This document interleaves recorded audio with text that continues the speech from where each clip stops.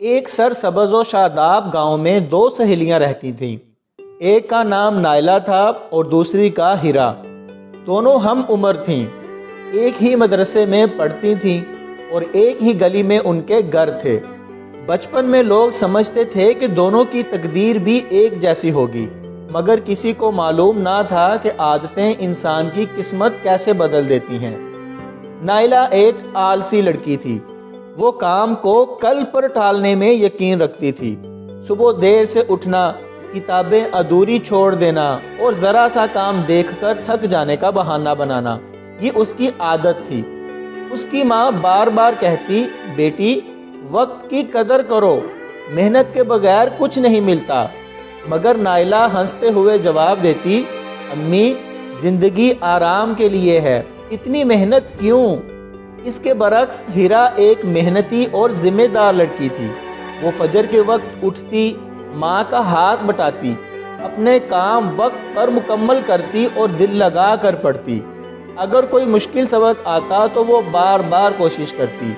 ہار ماننا اسے آتا ہی نہیں تھا۔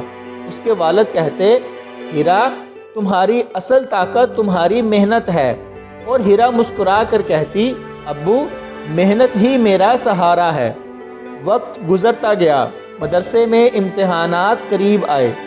ہیرا روز باقاعدگی سے پڑھتی، سوال حل کرتی اور اساتذہ سے رہنمائی لیتی۔ نائلہ ہر روز سوچتی کہ کل سے پڑھوں گی، مگر وہ کل کبھی نہیں آتا۔ امتحان کے دن سر پر آ گئے۔ نتائج کا دن آیا۔ ہیرا نے بہترین نمبرز حاصل کیے اور استاد نے سب کے سامنے اس کی تعریف کی۔ نائلہ بمشکل پاس ہو سکی۔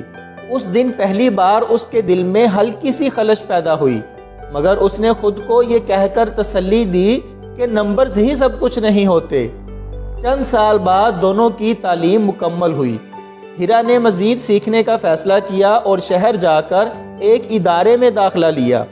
اس نے دن رات محنت کی، کبھی تھکی تو خود کو یاد دلایا کہ خواب آسانی سے پورے نہیں ہوتے۔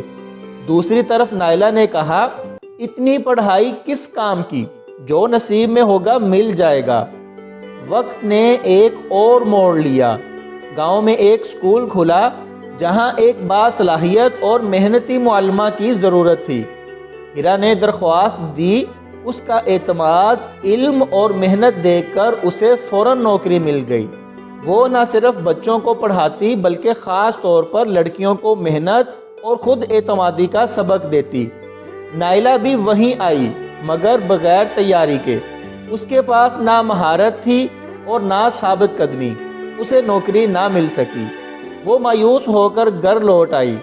اس دن اسے پہلی بار سستی کا بوجھ محسوس ہوا۔ کچھ عرصے بعد ہیرا نے اپنی محنت سے اتنا کما لیا کہ اس نے اپنے والدین کے لیے بہتر گھر بنوایا اور گاؤں کی لڑکیوں کے لیے شام کی کلاسیں شروع کی۔ لوگ اس کی عزت کرتے، اس سے مشورہ لیتے اور اس کی مثال دیتے۔ ایک دن نائلہ ہیرا کے پاس آئی۔ اس کی آنکھوں میں ندامت تھی۔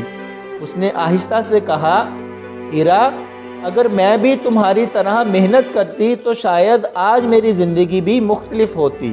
ہیرا نے نرمی سے اس کا ہاتھ تھاما اور کہا، ابھی بھی وقت ہے، ابھی بھی وقت ہے نائلہ، محنت کی کوئی عمر نہیں ہوتی، اصل بات فیصلہ کرنے کی ہے۔ یہ بات نائلہ کے دل میں اتر گئی۔ اس نے چھوٹے کاموں سے آغاز کیا، اپنی عادتیں بدلنے کی کوشش کی اور ہیرا سے سیکھنا شروع کیا۔ راستہ مشکل تھا، مگر اب وہ جان چکی تھی کہ آسانی کی تلاش انسان کو پیچھے چھوڑ دیتی ہے۔ وقت کے ساتھ نائلہ میں بھی تبدیلی آنے لگی۔ اگرچہ وہ ہیرا جیسی کامیاب نہ بن سکی، مگر اس نے یہ سیکھ لیا کہ محنت انسان کو باوقار بناتی ہے۔ گاؤں کے بزرگ آج بھی بچوں کو یہ کہانی سناتے ہیں اور کہتے ہیں، آلسی خواب دیکھتی ہے اور محنتی خواب پورے کرتی ہے۔ تو یہ کہانی ہمیں سکھاتی ہے کہ قسمت سے پہلے عادتیں فیصلہ کرتی ہیں، اور محنت وہ چراغ ہے جو اندھیرے راستوں کو روشن کر دیتا ہے۔